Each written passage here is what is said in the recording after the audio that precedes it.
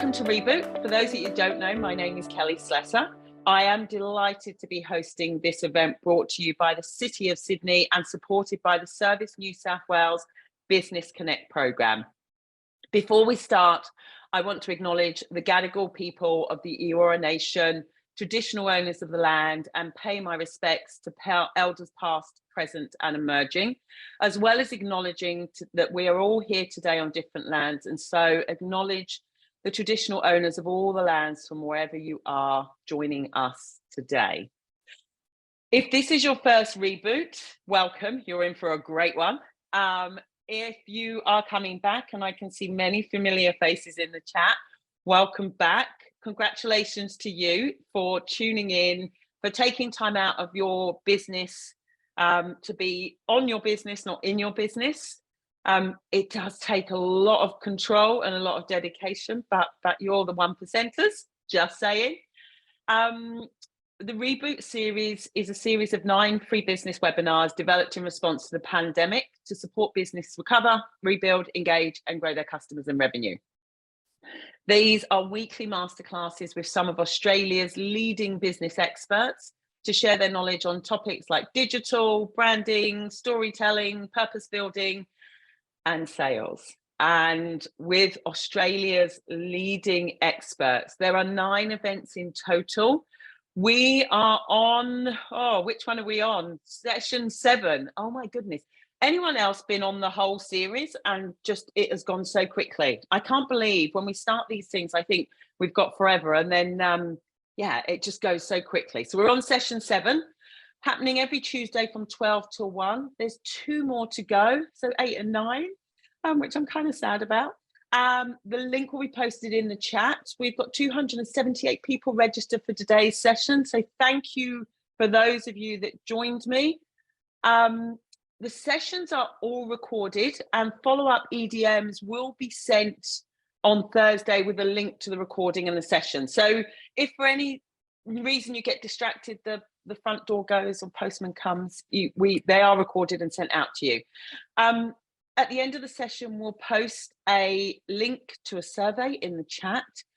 We really appreciate and value your feedback.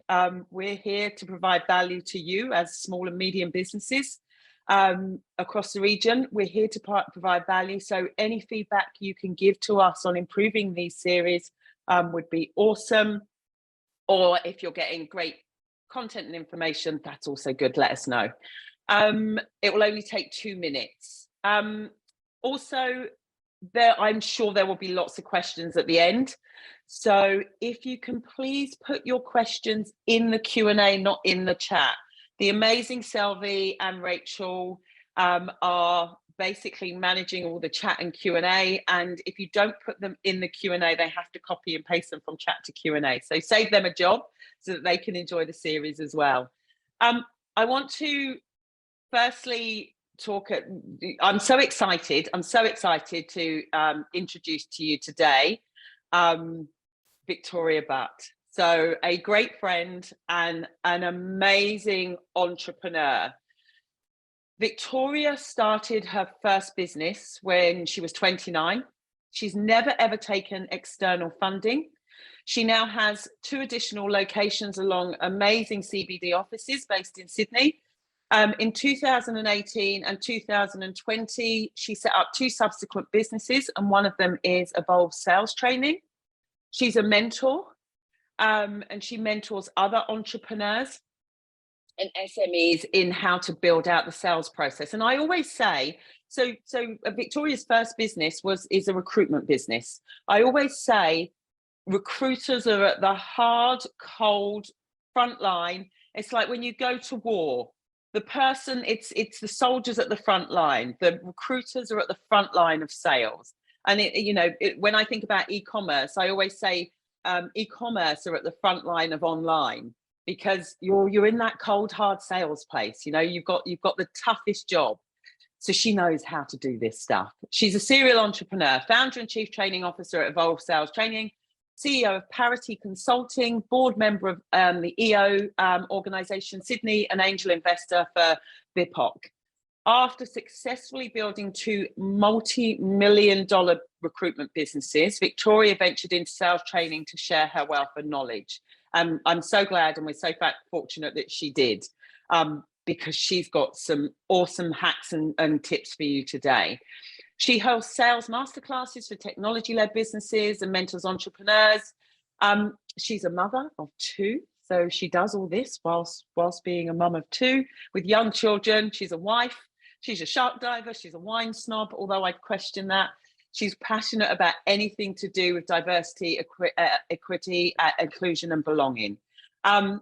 Today, she's going to be covering how to generate leads and convert them to sales, knowing how your sales cycle drives your business and increasing your business confidence and revenue. What I will say is today's going to be very focused on B2B, because that's where Victoria's come from. But all of these tips can be applied to B2C. So without further ado, hi, Victoria. Welcome. Thank you. Thanks for having me. So good to have you here. Analogy. My what analogy? Your frontline analogy. I know, you are the front line. You're the soldier on the front line, waving the sales flag for all of us while we all sit behind our computers going, oh, I just don't feel comfortable with sales. Really interestingly, I just want to put in the chat, on a scale of 1 to 10, 1 being I hate it and 10 being I absolutely love it. How do you all feel about sales? 7, 10, love it. Annabella, 1, 5, yeah, 10 plus, Greg. All right, well, we're going to be calling you afterwards. Steph, yeah, I'd say it's kind of mid-range. It's like a 4 to 5, and it is the most important part of business. Greg does it for a living. Brilliant, Greg. That's great. So I'm sure you're going to add some value today. I'm excited to hear that. All right, so on that, Victoria, what I want to ask you first is, what is it about sales that people find most confronting? So in my experience, it's been the fear of rejection. Is that intense fear of rejection or intense fear of not being liked? That seems to drive, I would suggest, about 70 to 80% of the behaviours, which is essentially the avoidance behaviours of sales. But there's also a couple of other things as well. I'm a big ROI person, return on investment, and with sales compared to marketing, it is harder to measure the ROI. So if you have a lack of confidence in the sales area and you have to spend a significant amount of time in there, say you do, or even just a consistent amount of time in there, and you're not confident that ROI will yield, then people will also avoid it. But ultimately, I would suggest 70% of it comes back to the rejection. And the other thing is that it's actually easier to sit behind a computer and react. Be busy, being busy. Like seriously, and react to emails, react to customers, and you can really, you could lose hours doing that, right? So it just comes down to people actually running out of time. Yeah, totally. And for everyone, for anyone that was on a couple of weeks ago, Janine was on, and she talked about having that butt kicker in your network, and Victoria is mine when it comes to sales, because as you said, often, that rejection, that fear, it's not so much easy stuff, but that stuff that doesn't require you getting too much out of your comfort zone. So sitting behind and reacting to emails is the stuff we navigate towards, as opposed to the challenging stuff, which is me asking you to do something and you telling me no, which fills me with dread. It's all to do with risk. It's literally, it's like anything. You're built with an innate risk profile already. So sending a couple of emails is low risk, but low return. Making a couple of cold calls is high risk, but high return. So whenever you think about behaviors and activities, think about the risk, because that really helps to frame it. Yeah, that's a great advice. And I really like to, when we get going in questions and stuff, I'd like to ask more around getting over that kind of fear. So what are the biggest mistakes entrepreneurs make when it comes to sales? So sales is about consistency. And so I see some incredible entrepreneurs with the most incredible products, better products, 100 times better products than I've ever built, who will have a splurge of a week of doing activity and sales and then nothing for 3 weeks. And it just doesn't yield. Customers want to know that you're there consistently and you're going to do what you say you're going to do. You're going to stay in touch with them, for instance, you're going to do what you say you're going to do. So absolutely the consistency, and that includes follow-up. So on average, look, it depends on where you get your stats, but on average, it takes between 3 and 7 follow-ups to get a purchase, if you like, get a deal through. And sometimes it can be up to 10. And 80% of people stop at 2 follow-ups because they don't want to, piss people off, basically. The thing that I've always kind of tried to do is just follow up in different ways so I can get to my 7 follow-ups without harassing them on the same channel. And the other thing is that, and I am so guilty of this, so guilty. Even I can tell you this morning, faffing around doing stuff I didn't really need to do. Essentially, entrepreneurs spend so much time on low value activities and low value tasks and not enough time on high value tasks and high value activities, right? So for me, my day is all about strategic planning and about sort of really about the business development of 3 businesses. And I came in this morning and started faffing around with God knows what I was doing. And I tell you now, I lost about 2 hours. So I'm not suggesting to be preaching here. It takes discipline to stick to those high value tasks. So they're the 2 main things that I think entrepreneurs can slip on. Can we just go off track a little bit? I just want to follow up a question on that. What percentage of time would you say you spend on sales a week? Well, never enough. I'm quite critical of my own, because I feel like my hourly rate is quite high, and so I should be spending, I would suggest 75 to 80% of my time on sales each week. I don't run my businesses anymore. I've fortunately enough to get sort of a team of people to do that. But I would still suggest I spend about 65% of my time on sales. Interested to know in the chat what percentage of time in your business you are currently spending on sales. Just picking up on one of your follow-up points, actually, around the 3 to 7 touch points. We talk about exactly the same theory in B2C. We have to touch a customer around about 7 times to actually get them to purchase on different channels in different formats. That's why all, social media, email, marketing, talking to them on different channels is so important. 10%, yeah. I'm just having a look at the chat. 80%, Renee. Greg, I'd love to know what you're doing with your 100%, 50%, 30%, not enough. Perfect. All right. Cool. Kelly, my experience with entrepreneurs that are early stage or even got, a couple of $1 million revenue businesses is that they're spending no more than 30% on it. And really that's where it's hard to scale when you need to get someone and people underneath you to cover those operational tasks that you get sucked into, so that you can lift and make sure it is 80%. Yeah, makes sense. So do you want to share your presentation? Yes. Yeah. I might start, actually. Yeah, that's lovely. Just give me just a moment. So just want to start with definition of a great salesperson. So this is a huge amount of experience that I have, as well as being one myself. But where I've landed with this in terms of Evolve Sales Training is an equal amount of confidence, enthusiasm, and application. Without all 3, it falls down.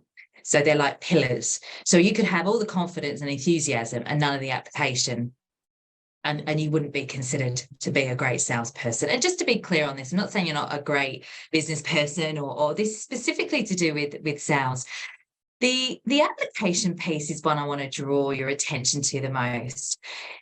The application of sales is very much look at this like the consistency, the process, the consistency, because that is where I would suggest that 90% of people fall down, is that they haven't necessarily got a robust process that it can be applied to. And so I'm going to touch on some of that stuff today, and I'm sure there's going to be some Q&A, just some little hacks that you can kind of put in place that will allow you to apply your sales more consistently. All right, so because I'm a bit of a hack person, and because I refuse to go into War and Peace unless it's easy to understand, I really wanted you guys to go away with something real you could do instantly that would move the dial. But also, I just wanted to share with you, these are the 3 things that I come back to when my P&L looks really sad or my business is going wrong, which they are always doing because that's just business. I come back to 3 things, and these are my 3 things. They're simple but super effective. So I want to go through them in a bit more detail, and I would love any Q&A. I think Kelly wants to do Q&A at the end.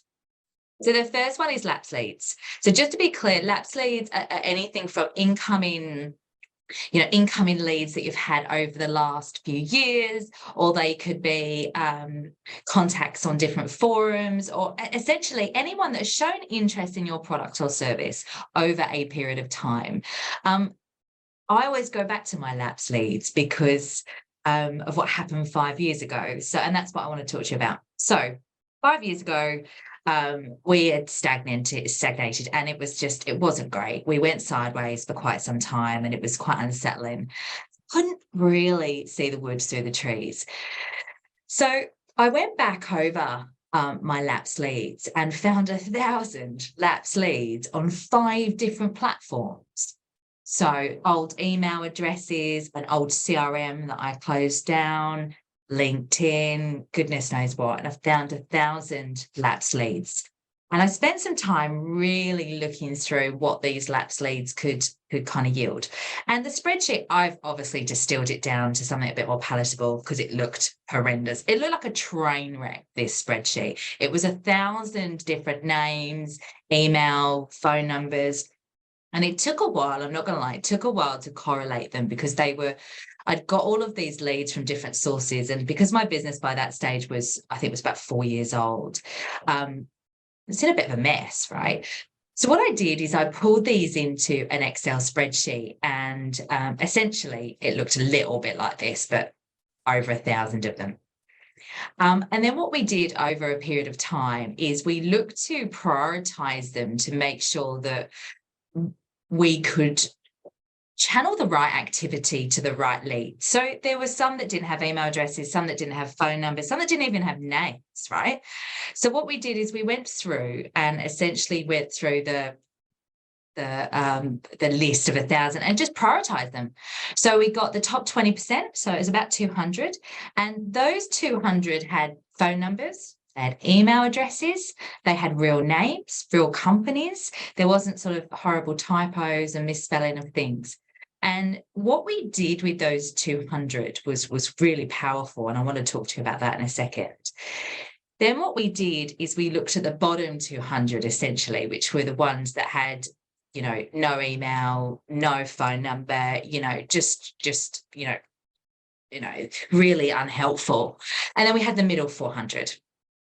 The thing that I have always stuck to in my career is a bit of an analogy of keep, delegate, or automate. So when it comes to leads, I see a lot of people delete leads, tire kickers. Definitely, they are the worst drainers, I agree. But no lead should ever be necessarily deleted unless it's incorrect. So the email's incorrect or the number's incorrect. The key thing with leads is that you just need to prioritize them. So what we did is we ran a specific campaign with this group of 1,000, and it came up with some really good ROI. So what happened is the top 200, we essentially cold called. We said, hey, it's us, this is what we do. Here's a bit of valuable information and blah, blah, blah, blah, blah. Let's meet, let's do this, whatever we did. And that was fun. And you know what? It went okay. The numbers were okay. I wasn't delighted with the numbers. We got about 20% meetings out of those 200, and we probably converted a couple of $100,000. Okay, it was worth it, but it wasn't going to change the game. The bottom 200, I actually outsourced to an intern who essentially had 3 jobs. They had to find the company and ask the company to follow us on social, try and find the person, and that was hard because there's loads of misspelling of the names. But either way, they needed to try and contact this bottom 200, because you really don't want to delete these leads, because these companies or these people wanted your service at some point. And so they are the easiest people to convert. But the best thing about it was the 400 in the middle, which I absolutely didn't think would go so well. So what we did is, out of 400 people, we didn't want to send them all the same email, because some of them had contacted us as short as only 2 or 3 weeks before, and some were like years old. So what we did is, best campaign we ran was a campaign of contacting essentially anyone that had sent us an inquiry, or we sent a quote to, or we had anything to do with between 2015 and 2017, I think it was, and essentially said to them, and the subject line was, "We dropped the ball, we're sorry." And look, I'm not a marketer, Kelly's a marketer, but essentially what happened was, our open rate was north of 70%. I think it was about 71 point something percent. Our click-through rate was just off the charts. I have never seen such a great campaign. And the return on investment from that EDM was far higher than the cold calling. However, the only reason it was far higher is because once we got the activity metrics and the click-through rate, we then knew who to cold call. So we still did go back to our selling 101, but at least we had an idea of, you've got a list of 400 people. I mean, that's daunting to someone like me, let alone people that perhaps don't like selling. So that was really helpful. I'm going to take a breath now. Now, Kelly, with the lapsed leads, it does take a while to sort of get your head around the how. Any sort of questions from you in terms of Lapsed? Look, that's great, because and this can be applied to B2C as well. I've just had a client that we're working with that had a physical store, and guess what they used to do with their email addresses? Write them down on paper. So we've uploaded all of the email addresses into a database. They've got about 10,000 emails in there. We sent a generic email out to the whole database. Obviously, there was a really low click-through rate because a lot of them were lapsed. So then what we did was, we took the people that had actually clicked on a link after that email, and we just sent them a really personalized email. Guess what? They made sales. So exactly the same thing can be applied. All of you have lapsed leads within your email box. I have them too. I'm very good when, e-commerce is my thing. I find it very easy to do lapsed leads, but when it comes B2B, it's actually a lot harder. So one question I just have around lapsed leads is, how long did it take you? Like, what was the effort to actually organize that data? Because some of us go, it's too overwhelming, I can't do it. But the return on investment for you was what versus the time you spent? Yeah, well, it was about $500,000 up front, in terms of the ROI, and just to bear in mind, our average ticket size is probably about 20 grand. So it's good to have context around these things. In terms of the investment, I would suggest it was about 3 weeks, and it was a bit full on. And I don't know if you recall, in the first instance, about what I see people don't like sales is they don't have the confidence in the ROI. And so to do this on my say so, or your say so, Kelly, is a lot of investment for people, right? Especially when they're running businesses that are, really frenetic and it's mental. However, if you can at least try a smaller sample size, just give it 3 days, 2 days, and then give it, find yourself 200 lapsed leads, or even 100. Just use the same process. Yeah. prioritize them, make sure you're only phoning the ones that you've got all the information for, and reprioritizing the other ones. $500,000 for 3 weeks worth of work. That's a good ROI. It wasn't too bad. So might go on to the second hack here. So the activity ratios, this is probably, I'm a bit weird, but I'm a bit of a numbers person, and this is the most exciting part of what I do, because for a little tweak, you can actually make much more profit a lot easier. So what activity ratios mean is essentially, so how much activity you have to do to essentially put in the top of the funnel to see how much comes out of the bottom of the funnel. So some of you will need to put 100 different clients in the top of the funnel to get 3 out of the bottom of the funnel, or hopefully it's not that it's not that tight. But what's really helpful is that whenever I get to a point where I need to really, dig deep and hustle, I just go back over all of my team's activity ratios and my own as well.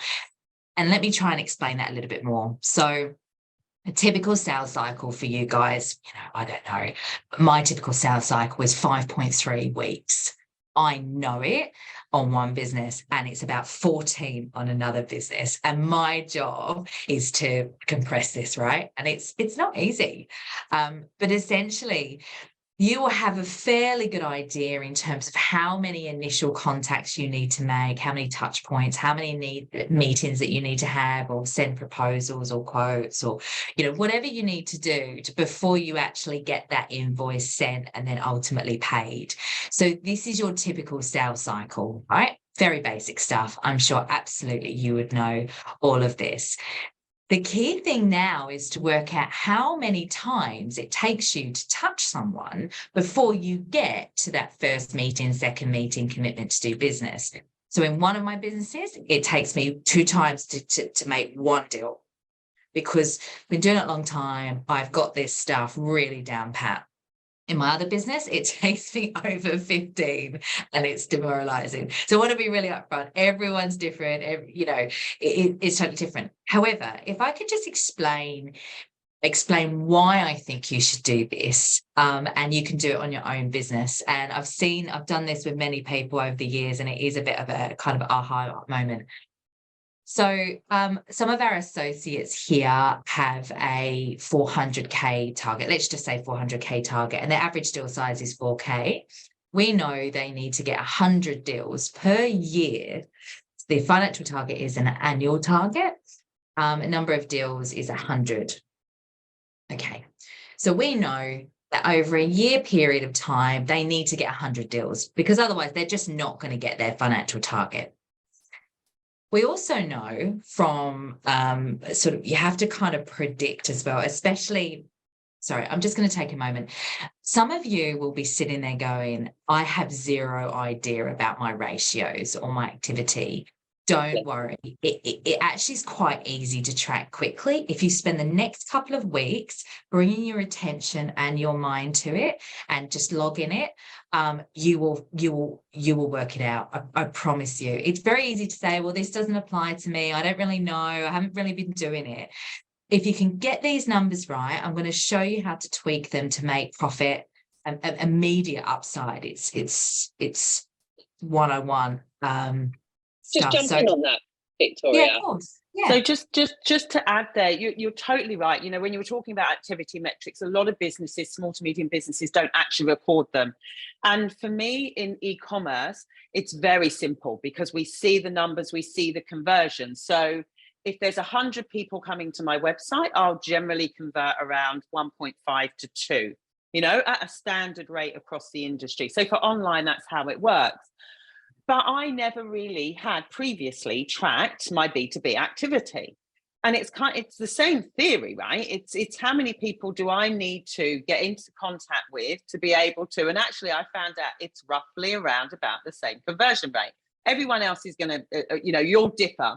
But going back to your point, it was such a massive aha moment for me in my business, going, oh, okay, if I speak to 100 retailers, 5 of them are going to sign up and do my my course, or X amount are going. So that means each week, in order to get to this financial target that I have, I need to be speaking to X amount of people. And for me, I felt quite simplistic and stupid when I realized that. I was like, oh my goodness, I do this every day in ecom, but in business, I didn't necessarily apply the same theories. Well, look, we're all doing it, and regardless of how long you've been in business and how many businesses, and it's just the same stuff. We all know what we need to do when it comes to time management, and we don't do it still. So it's just more a good reminder. The key thing with these ratios is to manipulate them, and I want to show you an example. So we know from experience and just from averages that it takes about 4 meetings with 4 different clients to make one deal. And so we know our associates need to meet 4 different clients to make one deal. An average deal size is 4,000. So we already know this. So these are really good assumptions. It's about 7 and 14, 15 touch points before you can get one meeting. Look, it depends where you go for your stats. Some people can do it in 3, some people need 25. I guess the point here is a touch point isn't 7 cold calls, and it's certainly not 7 emails either. So 7 touch points is what we as a business know via multiple different channels that we need to do to get one meeting.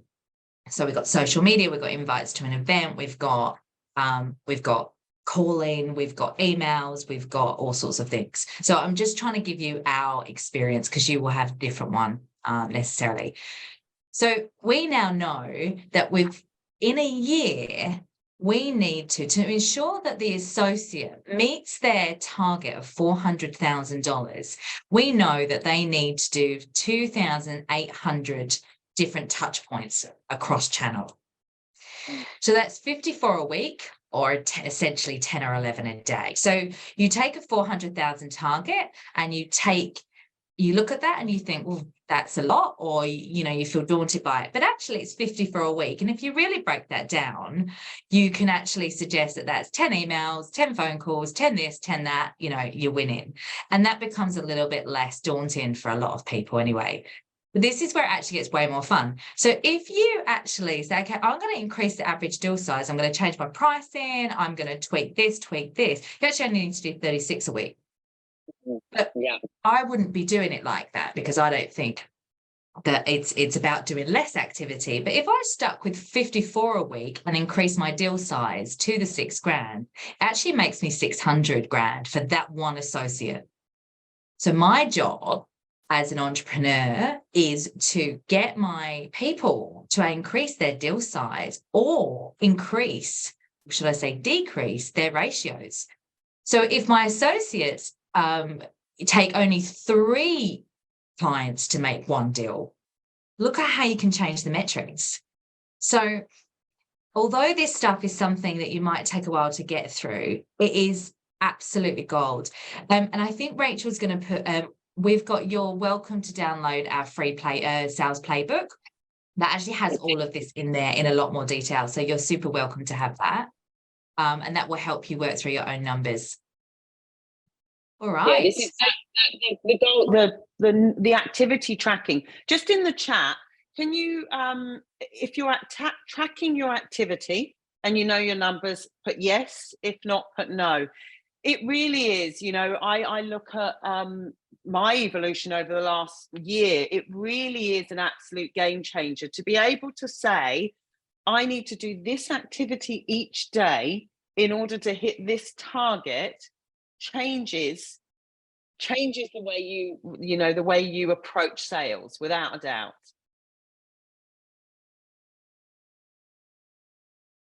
You still there, Vic? You froze for a second. Oh, sorry, I thought you were waiting for the chat. No, I'm still here. No. Okay.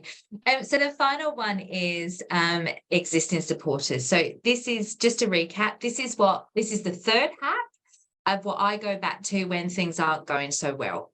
So most of us have happy customers. Yeah, you're going to get the ones that aren't happy, but my goodness, you can't please everyone, right? But we have happy customers. We have endorsers, people that really love what we do and that are truly loyal. And you'll have different ones of them. And if you've been in business a long time, you'll have possibly more, and some that are more intense than others.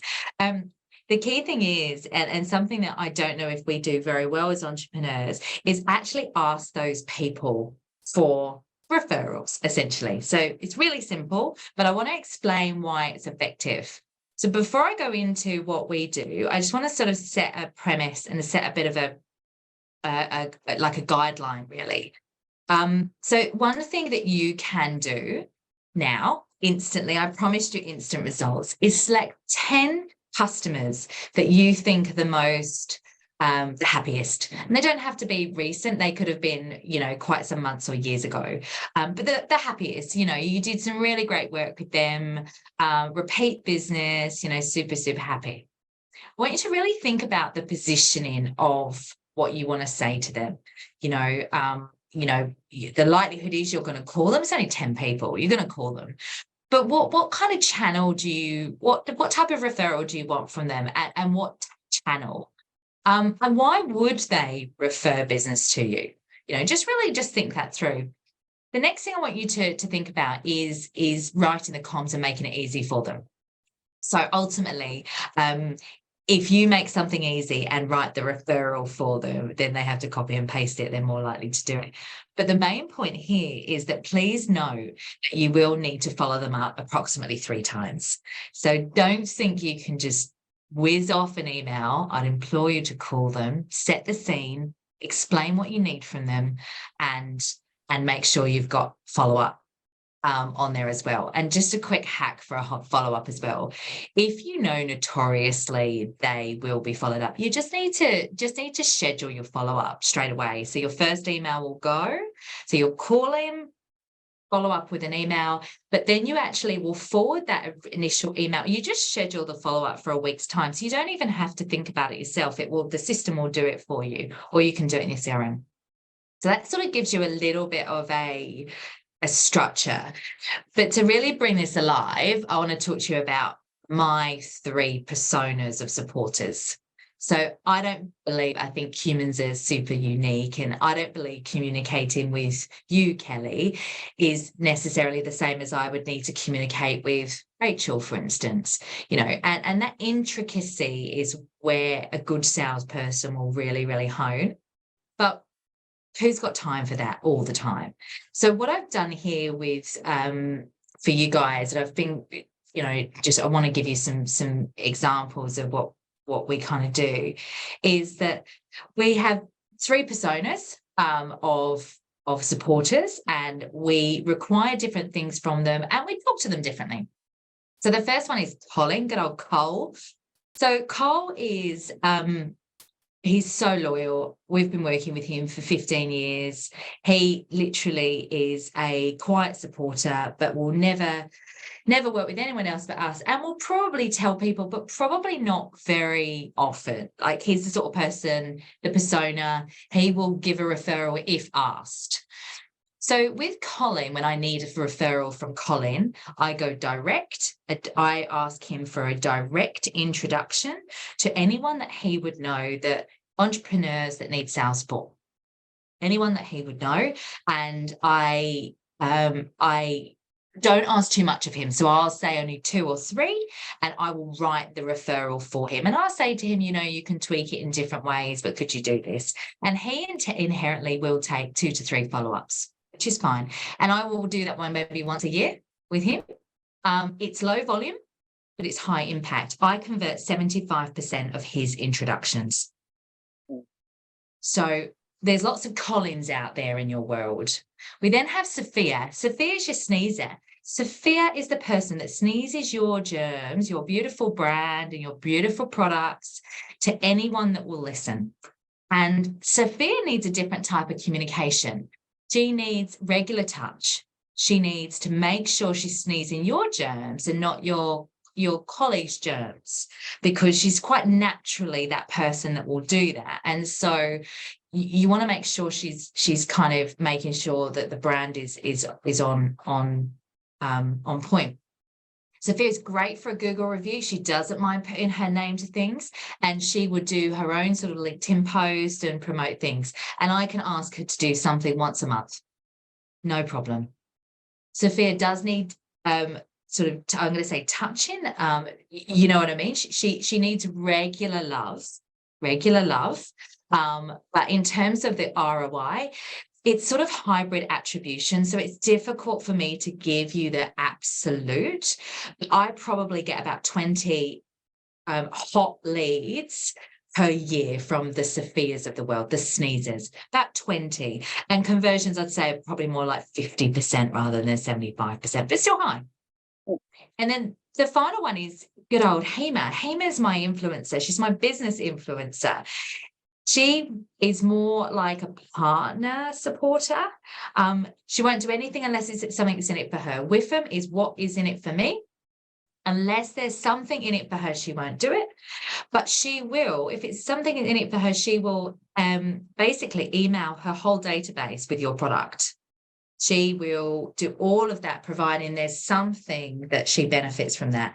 So Hema's someone that I need to go to very strategically. Her customers are very similar to my customers, so there's that alignment. The Hemas and the influencers of the world, I struggle sometimes with values alignment. So sometimes I will want to make sure that there are some values alignment. I don't want someone emailing their whole database with my product if I don't believe in them or their business. You know, that's not good business for me. Yeah. So they're the personas. In terms of the return on investment for the influencer side of the EDM, again, hybrid attribution, very difficult to say. All I know is that if I stop doing this, I see my numbers go down. Yeah. So that draws me to the end. I would love everyone to just take literally a minute. This is a quick thing that you can do when you get off here. I'd love you to write down one person who is a loyal person, one person in your database who's a sneezer, and then one person in your database who is an influencer. Once you've done that, type yes in the chat, and we would love you to contact each of those people with a relevant referral, offer, whatever it might be, something relevant today, which is an email or a phone call. So literally, Vic, sorry, you took me through this a while ago, and I've used this process in the last week. So I've got a ChatGPT masterclass. I've called Colin, I've spoken to Colin, and Colin has just sent it out via LinkedIn. He's sent it to some of the companies he works with. I've spoken to my sneezers as well, and I sent them out a little EDM campaign and said, share this with your group, and they have done. And then my influencer, I've given a 10% off. A 10% off for their partners, which they've forwarded on to their partners. But what I did with the influencers, where I sent a kind of standard email, in the bottom, like you said, I wrote a little email for them to copy and paste. Because it's so true what you said. The harder you make it for someone to refer you, the less likely they are going to do it. Like, just take the bottleneck out for them, whether it be, I see you're connected to this person. Are you happy for me to do are you happy to do an introduction? Here's the copy to introduce them.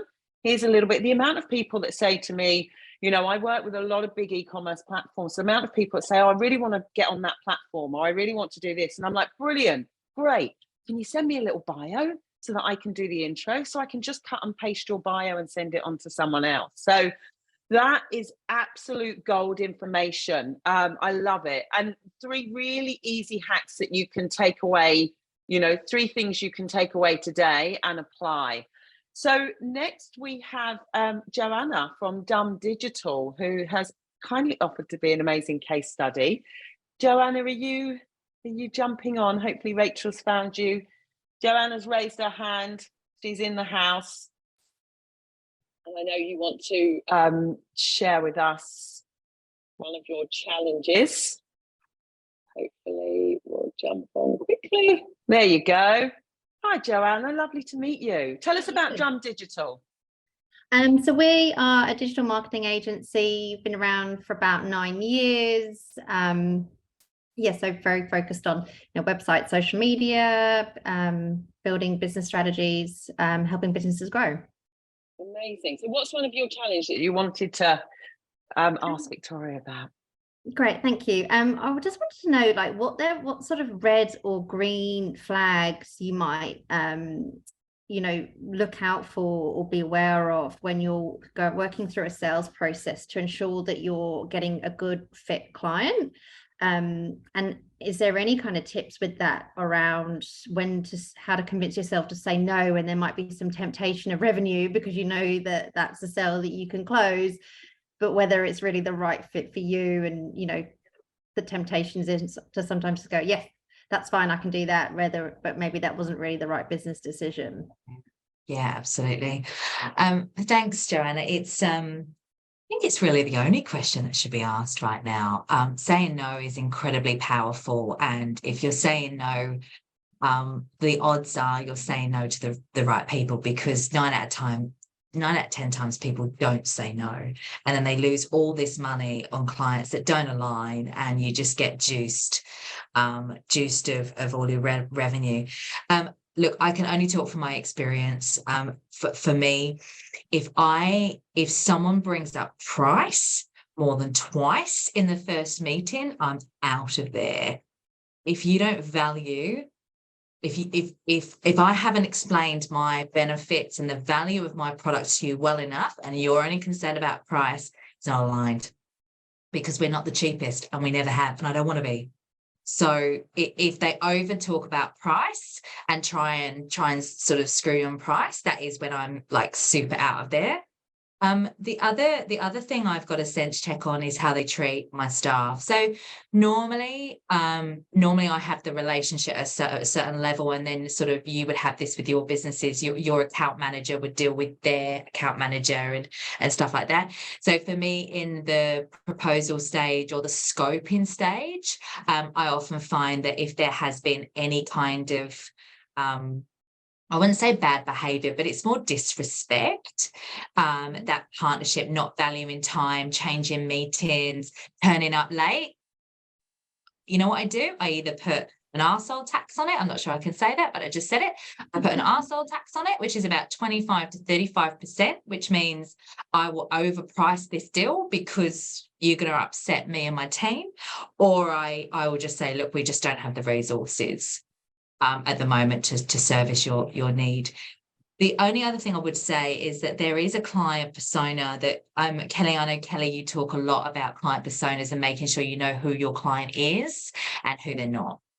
So for us, we've done the client personas for years, and I know you guys would have done it. You absolutely know your ideal client, right? But when revenue isn't going well, time is tough, you're starting to feel insecure, you then got those awful feelings of imposter and awful, and trust me, I've been there hundreds of times. What you do is you then change your client persona or I change my client persona based on the fact I'm fearful for my business. So I'm fearful, I'm in a state of flight or fear. And so what I do then is in my head, and just all of us seem to do it, is that we change this persona, and suddenly persona 1 turns into persona 3, and they all just look a bit merged together. So what we've now done is a persona that we will, under no circumstances, no matter how fearful we are, go there. It's almost like a red list, red flag. So we have I can't tell you what it's called because it sounds very negative, but it's basically we won't work with these people. Even if the doors are going to shut tomorrow, we are not going to sell our soul to these type of people because we know how they work. And so we've actually structured that. And that's really helped because we've given them a name, is that one of those people? And so it keeps us on track. Right. Thank you. Oh, that's awesome. You're right. Like I think back to clients that I've worked with that were not the right fit, and I could see them coming from a mile off, and I knew they weren't the right fit. And then you jump on board, and 2 months later, you're over-servicing them. They're beating you up. You're having and you're just not enjoying the work. It's just not fun for anyone, and your team's not having a great time either. Yeah. And if you know the stats, so Joanna, for you, now I've shared the stats with you, 90% of your peers are going to say yes, and only 10% are going to say no to the wrong clients, and just being that 10%, right? because you'll prevail in the business if you are in that 10%. Yeah. Thank you. Awesome. All right. Well, look, we might jump into questions because I'm conscious we've got about 5 minutes left. Okay. So, Sadrine said, I have just sent 3,000 personalized emails and text messages for a Mother's Day campaign, but only had one sale. What did I do wrong? How can I be sure they received my email? Kelly, I think that's a question for you more than me. Yeah, that's so it's actually a good question for you because you've touched on this. So sending out the 3,000 emails is awesome. It's great that you're sending them out emails. I would look at the copy and the content. Was there click-through rate on it? Did people open it? Are they engaged with you? I would also look at how many people opened it and maybe doing another campaign. But again, it's you've got to hit them a few times. You know, you can't, exactly the same process in e-commerce. You've got to connect with them on multiple channels, connect with them in multiple ways before you start to see that momentum. Now, the other thing is with that one sale, they are now 80% more likely to buy from you again. So now we start to nurture. Now, I know it's only 1 out of 3,000, but now we start to nurture. But what I would go back to is how clean is your database?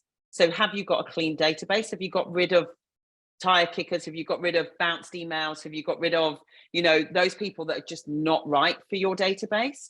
And the second piece is, how good is that piece of content? And Sandrine, if you want to send me through your email, I am more than happy to have a look at it and give you some feedback and some tips on, whether I feel the content was engaging or not. Feel free to send that directly to me on my email address. All right, so the next question, but it does get back to what you said, Victoria. What are the best tools or platforms? This is from Keen. What are the best tools or platforms to manage sales leads? Rachel, can you drop my email in the chat? Yeah, it's a really good question. I'm a massive fan of the free version of HubSpot, because it is, you do have to do some work to make sure there's API to make sure the leads are going through into HubSpot. You want to avoid anything manual. So setting it up and make sure you're curating it is the best way. And the reason why I say HubSpot and the free version as well is completely fine is they have a piece of functionality that will change things for you. It is a task follow-up button on the note screen. So the leads will come in and you'll have an API to, your Klaviyo or, whatever you do, or you will just do your email marketing from HubSpot if you choose. But with, B2B leads, these are going back to my sort of keep, delegate, or automate. What happens with this is that where they go into the top of the funnel in HubSpot, because there is this little tiny button that says task, you can actually have that hardwired to be constantly on, which means at no point will any of your leads slip through the cracks. And so the task follow-up button is the most powerful I've ever seen on a CRM like a HubSpot, because it literally, you can't go past it before you sort of save it. And so it just means that you're retaining over 95% of your leads in one place, which means when you go through a period of, you want to go through some serious sales activity, you want to do some campaigns, you want to do some segment marketing, your task follow-ups, if you haven't stayed on top of them, which by the way, most people don't, you actually just go back there and you start from basics. So that's my best counsel on that. I love that and totally agree. Your task follow-ups are like the slap in the face. Sort your sales out. It's really, and it is, whenever you get that feeling of overwhelm, oh my goodness, what am I going to do? I need to make more sales. Actually, it's a big deep breath. You go into your tasks and you go, okay, I've got all these people that I can follow up. So it's great having it in. I use another CRM, but that's a great one as well. Do you discount to attract people? No. No, I don't. I actually don't think people make, from a B2B point of view, for the work that we do, even the entrepreneurial and sales training work that I do that's got I think quite a low ticket price. No, because the people that ask for a discount on those ticket prices, or even the corporates that ask for a discount, unless I'm going to change my offering or change my service, why would I? For me, it's like, no, I've priced this based on this methodology and this thinking, and you're now saying that it's too expensive. No problem. I'm either happy to reduce my service or reduce my product in line with your budget, which I will not do either, by the way. But, some people, want to do that, and that's totally fine. I am indignant about price, and if they can't pay for it, or there's all sorts of payment strategies for these things. And when I hear of large institutions not wanting to pay little old small businesses like us, that's really gets up my nose. So for me, unless they want me to reduce my product or service, no, we can rescope different rescope. But in my sales training business and for entrepreneurs, it's a business at scale. So it costs a certain amount. I need volume. If I'm quibbling over a few, this and that or whatever, it's just not worth it. And they're not the right customers. Absolutely. What I will say is, for e-commerce, we do use a discounting approach. If you've got a pop-up on your form, we do use a discount. I would always prefer to use a value add.